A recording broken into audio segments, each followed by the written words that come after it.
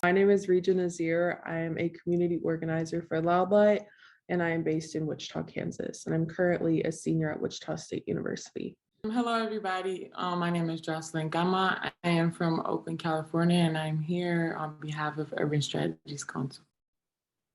Hi, I'm Izzy Milch. I use they, them pronouns. I am the LGBTQ plus organizer at Forward Montana Foundation, calling in from Montana. Hi, everyone. My name is Miguel Blancarte Jr., based in Chicago, Illinois.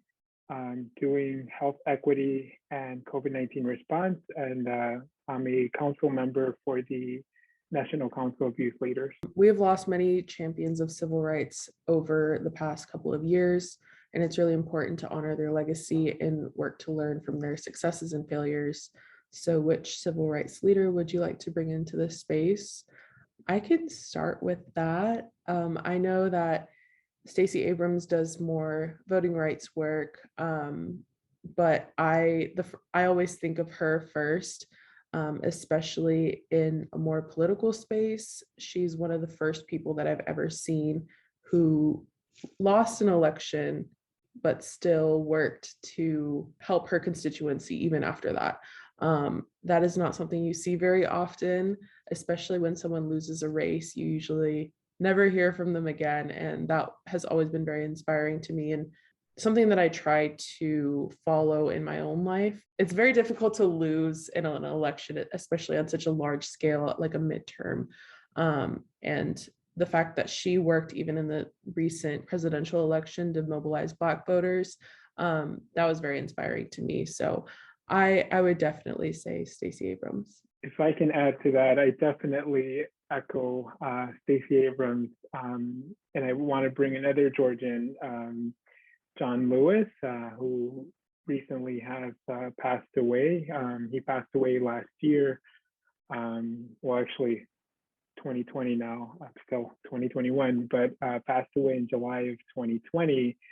And, he was an elected official for the state of Georgia, but he was a precursor for the civil rights movement, and along the same lines with Stacey Abrams of voters and access to voting, eliminating suppression to voting.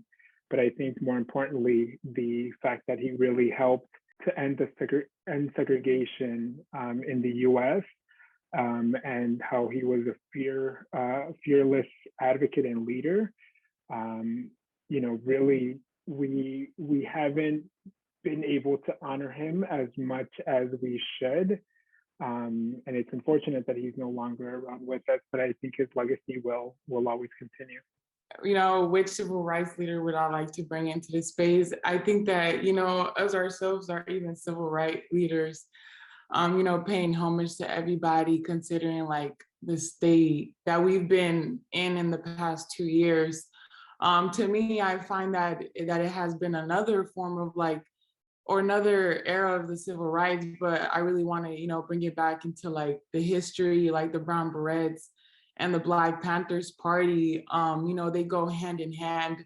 Me being from Oakland and seeing that history, like right there, right in front of me, like the breakfast program, that is still in place today, that a lot of our communities are still using across the world. And I feel that it's just important to pay homage and, to always like highlight the change that they did for people like us to be able to today still have the courage, the strength, and the resilience, and like to believe in ourselves that they set the tone for us. Now we can continue and continue and embody that with our mind, body, and soul. And I just feel like, me being a Latina, most of the time, it's always so important to understand our history, and most of the time, as I've been learning more about the Brown Berets, I feel like every day, each and more, like I embody what they do.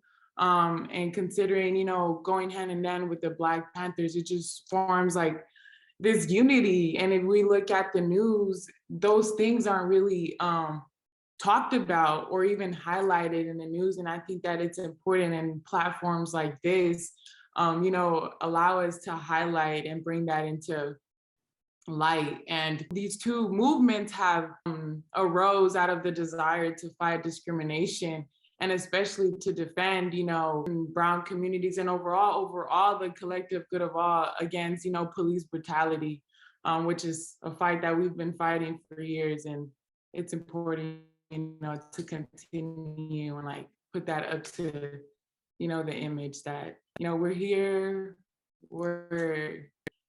doing what we can do, and we're continuing the fight, and we're not letting up, basically. Yeah, I think really to your point of like continuing the fight, who I'm thinking about are a trio of people, Sylvia Rivera, Marsha P. Johnson, and Miss Major Gracie Griffin, who are all trans women of color who are known for sort of being huge players in the Stonewall riots.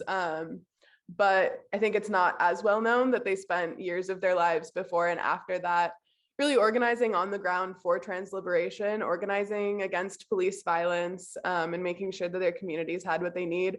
Miss Major is still out there doing that work. She's still alive and still organizing for the community. And I just think about how so much of queer organizing and sort of the like gay pride movement kind of coalesced around like gay marriage as the big thing. But coming back to like, that's not what it's about. It's about our rights to be alive and like live these lives in public. So think a lot about those three and continuing that work today. And if I can also add and lift up another individual that came to mind, Jocelyn was speaking about California.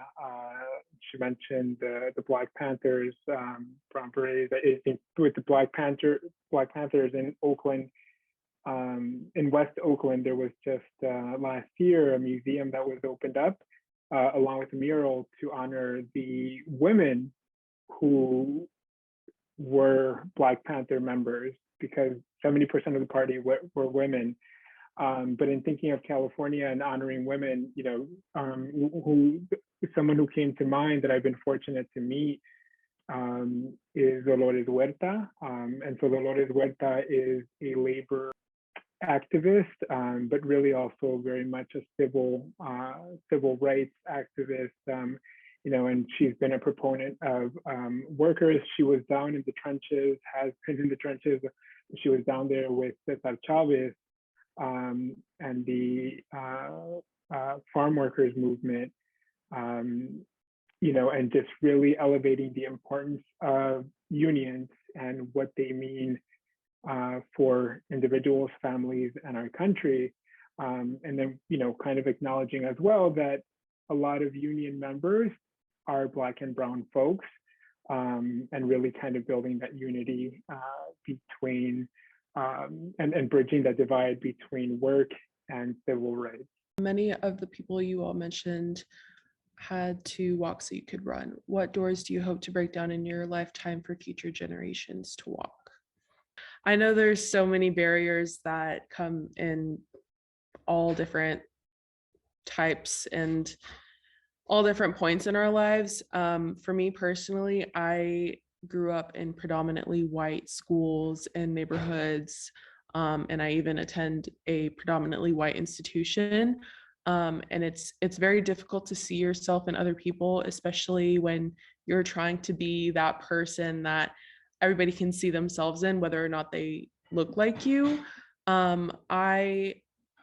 I strive to be that person regardless of whether someone's identity is the same as mine or not, just because I know that was something that I always missed when I was younger.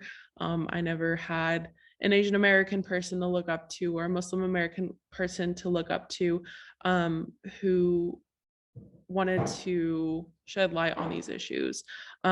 So hopefully that is something that I want to do in the future. I know that in high school, that's when I kind of started to gain interest in politics, especially social issues. Even as early as like my junior year of high school, when we were doing like walkouts for gun violence. I know that was one of like the earliest ways that I could protest and show out for my peers. I really love that. And I'm thinking about similar things as far as just not feeling represented growing up. Like I grew up in Montana. I left after high school for a while just because as a queer person and a trans person, I was not seeing myself represented in my community, in the careers that I wanted, or like there was no community spaces for queer people. Like gay sex was a felony in Montana until 2013. And our state legislature is still pushing anti-trans legislation. So what I think about a lot is just making sure that no trans kid growing up in Montana feels like they can't stay here. Like I had the means and the privilege to decide that I wanted to leave Montana, and then obviously found my way back and found my way into queer organizing. And I'm just trying to create community and create opportunities for the kids who don't get to leave, because they shouldn't have to.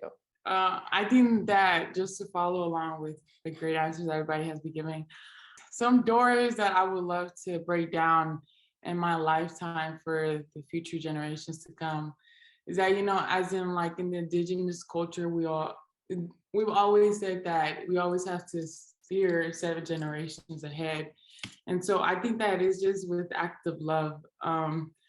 Sometimes, understanding the history, we're right here talking about, the American system.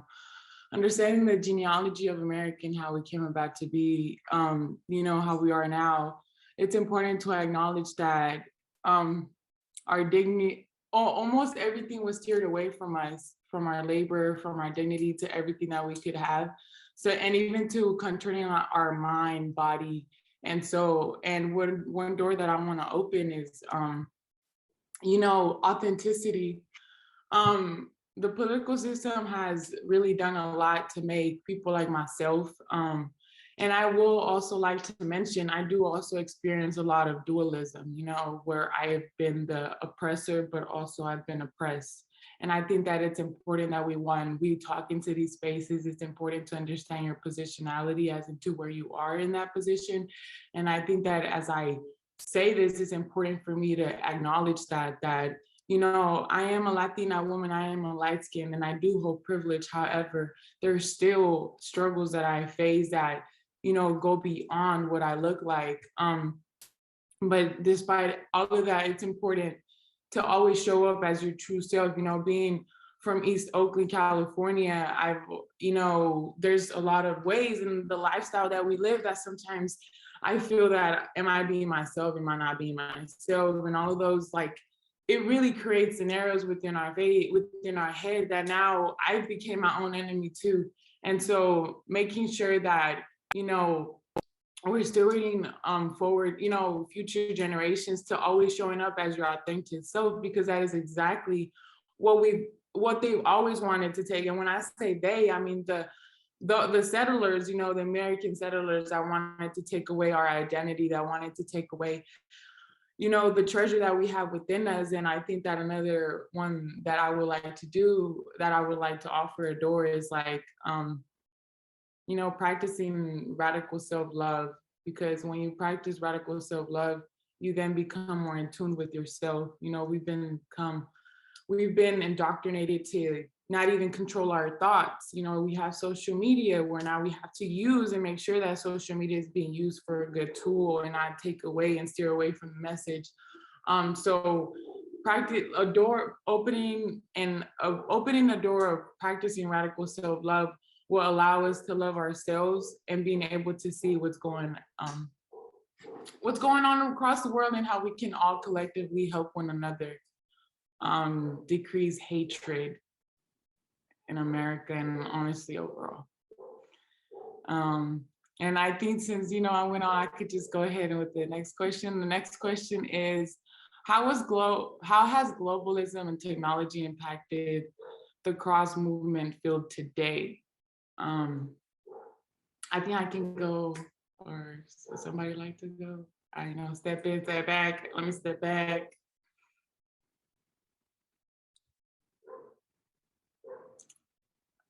Okay, I'm gonna go. Okay, so how has globalism and technology impacted the cross movement field today? I think that this is like a paradox. It's just depending also where you are in the world, and where you are in your head too, of course, and and understanding that, okay, let me get to the point. I think it's a paradox. It has done great causes, but it has also caused a lot of confusion and mixed messages, because there's like so many strategies as in how we can move along. But I think that the main one is like operating with love, and technology, as much as technology is a tool for us to use, it's our responsibility now to gear it. You know, it has, for example, we can talk about like how COVID-19, you know, really changed the normalcy around like digital era. And it's about who's in control of that, you know, who's controlling this big, you know, corporation. And I think that that's really what makes me say that it's a paradox, you know, because as much as it could be a good thing, it could be a bad thing, because who's really controlling what's going out in the media? Who's controlling, you know, the market? Who's accessing the market? You know, it makes it very capitalistic. So I think that going around there and like being able to start there, when we're talking about technology and globalism, that way we can tackle down what's working and what's not working, and then getting into, well, why is it going that way and why it's not going that way? I want to answer this question, but I'll step back really quickly to the previous question. I wanted to mention, I think this is, you know, the idea of others having to walk so that we can run. And it reminds me of like one of my favorite quotes. It's a Native American proverb, and it goes something along the lines of, we don't inherit this land from our ancestors, we borrow it from our children. And I definitely, you know, that resonates very much with me. And the area that I really hope to make an impact for future generations is in the area of health and health equity, so that folks can really be connected to a healthcare provider and have access to that healthcare and treatment, not only for the physical, but also for the mental, because that's extremely important, that we've acknowledged the importance of you know, something like a pandemic and what it'll do to the well-being of an individual, their families, and their community if they're not in good health, if they don't have access to healthcare, if they don't have a provider that they can go to. So I hope to be able to make an impact in that part of the world. I think with this question of globalism and technology, I think it's an important part of the cross movement. It's extremely important, but it is a double-edged sword.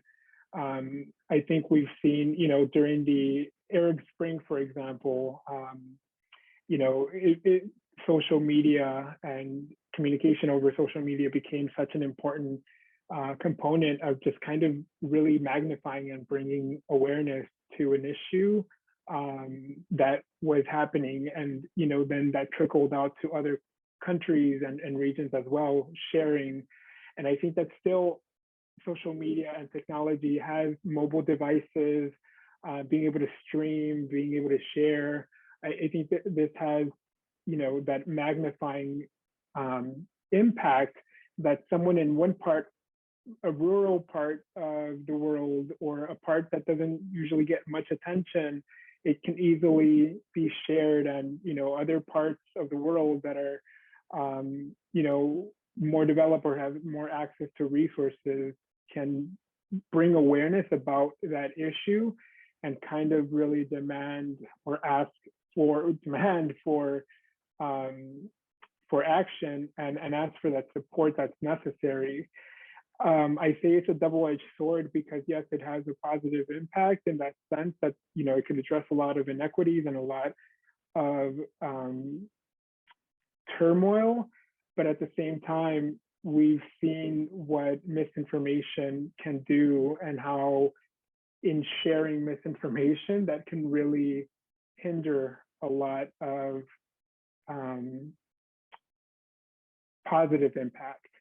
And so then it just, to some extent pits individuals and groups against one another, and the misinformation and information that is factually incorrect is still out there with folks to reach. You know, I think this does a disservice because there will be individuals and folks who know that this is false, but then there are others that will continue to believe it, and that just creates more distrust as well.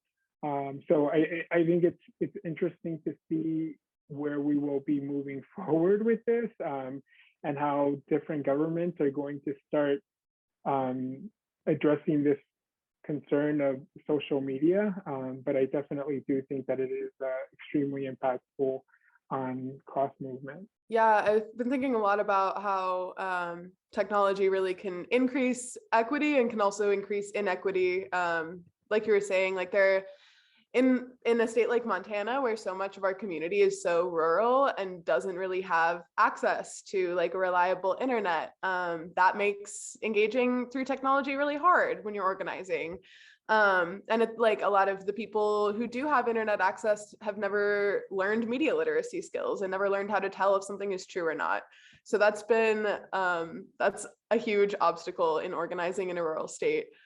But then I'm also thinking about like during the summer of 2020, I remember all these threads from like Palestinian activists and activists in Hong Kong who had learned how to deal with things like tear gas and rubber bullets, giving advice to folks protesting George Floyd's murder. And it's really cool to see things like that, where people across the world facing these similar struggles are able to really share information and help each other out and not have to like start from zero. I mean, we're all saying the same thing. Technology is awesome and also terrible, but those are, yeah, that's what comes to mind for me. Yeah, I was gonna say the exact same things as you guys, but more personally, I've seen firsthand what social media can do for specifically our generation. And I've seen it firsthand, and it's absolutely amazing, especially if there are people our age who don't really have that much interest in politics or know too much. It's very easy to access that information now, because everything has become political. And I think that's amazing to see, whether you're on Instagram, Twitter, even TikTok now. You can get your news, which can result in some problems when it comes to sources and certain media outlets. But the fact that, you know, you can get your information or anything that you need to know just from your phone or any social media as you're scrolling, I feel like has truly helped our generation process politics and social justice issues, but also made it a lot easier for us to solve those issues and come to resolutions a lot faster. We're witnessing the rise of future young leaders today. Which young person would you like to give a shout out to? I would have to give my shout out to one of my very dearest friends. Her name is Rachel Embray. She's currently finishing up her master's of social work this semester. Almost everything I know about anything is from her. And she really inspires me to keep going and standing for what I believe in. And I think that's really important. I think everyone should have that really solid foundation and just friendships that help you continue what you're doing in life. She's really great, and I feel like everything I owe her everything, just because like throughout undergrad, she's just been my rock. And so I just watching her progress as well in her school and her degree, I think that's really inspiring. So one of my biggest role models is 11 years old. Her name is Kai Shapley. And she is an actor and a trans activist from Texas who has been testifying on anti-trans legislation and literally just fighting for her rights since she was like 3 or 4 years old. And it sucks that she has to do that, but she has been so persistent and she's incredible. Highly recommend watching her testimony. She goes off on the Texas legislature about how she shouldn't have to spend her time as a child asking adults to like make good decisions. And I think about her all the time. Be professional, but I really want to give a shout out to myself. Most of the time, the reason why I'm doing this is because most of the time we forget to thank ourselves, to give a shout out to ourselves, to wake up every morning. And it's I'm in a moment where I'm healing my inner child. Most of the time having to play a dual role of being like the role model, but also being the, student itself that needs a role model. I've been that person that I decided to, not seeing a lot of people like myself doing the things that I'm doing around my community. It's like I'm becoming my own role model. Of course, there's like community around me that has been supporting me, and like it's a strong ecosystem that I have within me too. And when you come from like even a place of like so much depression and suicidal because of like so many things across that happen, and I know I'm not the only one. So that's why I give a shout out to myself, because despite everything that may be going on in my life across the world too, I'm still showing up as my authentic self, stepping into political spaces, going to school, holding up to 2 jobs, and making sure that I'm always operating out of love, even though sometimes the world can scream at me like, girl, no, give up. And I'm like always telling myself like, no, you're not about to give up. Like, you have a mission. We're talking about this today. We have so many generational curses to, break. And yes, practicing radical self-love is like so important. Yeah. It's so important to take care of yourself, especially when you're in that space. And when you're advocating for the things you're advocating for, people of color, queer people, like there's so much like adversity that we face, but we don't remember to literally ask ourselves, are we okay? I highly second what Jocelyn said, because it's something that a lot of people forget to do. Thank you. Made me feel good. I feel like, girl, you can see it, but no, you're not. Yeah, when you were reading the question originally, similar to what Jocelyn said, it was kind of like, oh man, we should kind of really be proud of each other, right? Of the past versions of ourselves, of the younger us. Currently, yes, but because acknowledging the individual that, or the young person, the child that we might have been, and how we've had to, more likely than not, have to work at eliminating a lot of trauma, a lot of generational trauma, a lot of situational trauma, a lot of economic burden trauma, all of these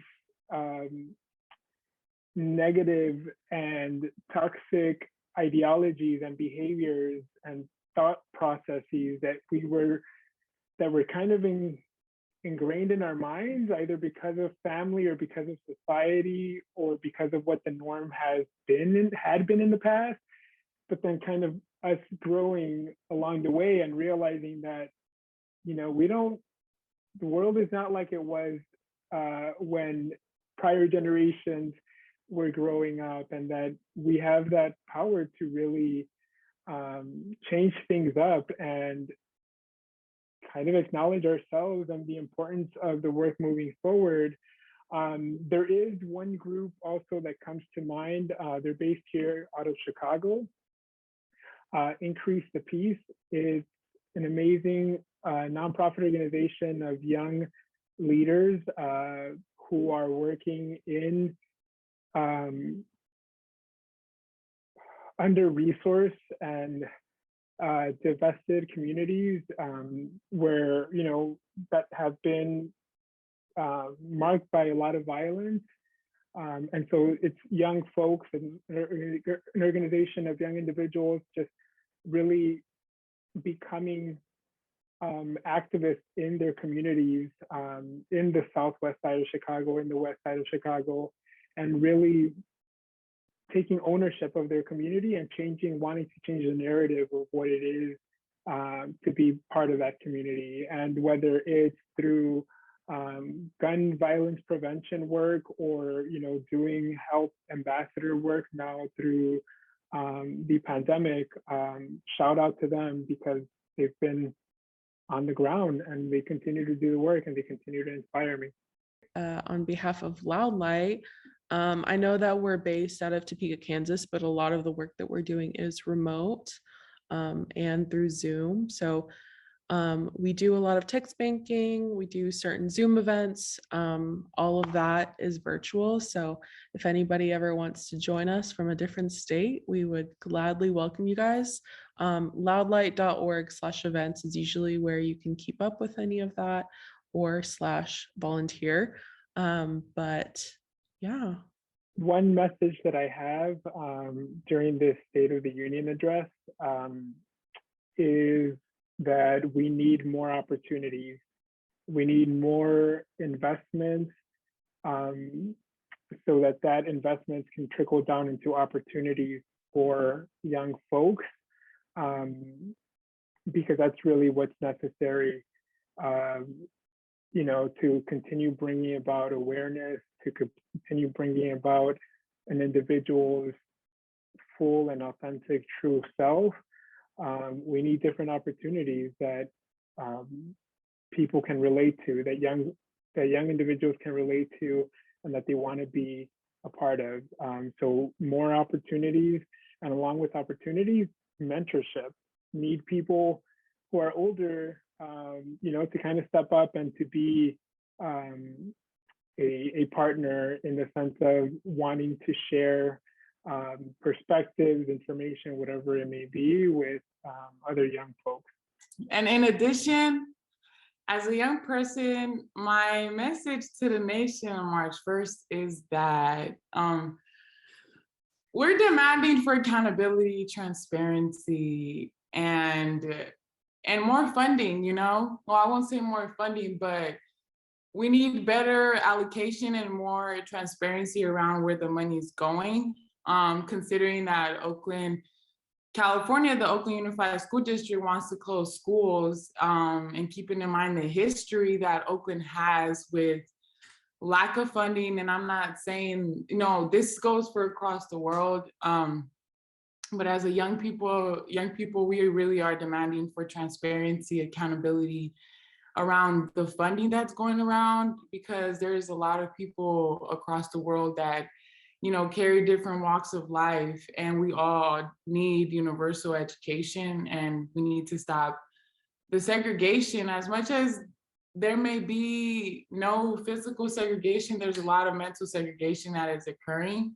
And as much as, politics, I'm possibly getting very political, and I don't want to get in trouble if I'm playing, but that's really what I'm gonna say. I'm sorry, I got too passionate about it, and that's happening right now in Oakland. There's a hunger strike going around with educators in Oakland, and I just think that is very inhumane at education's core.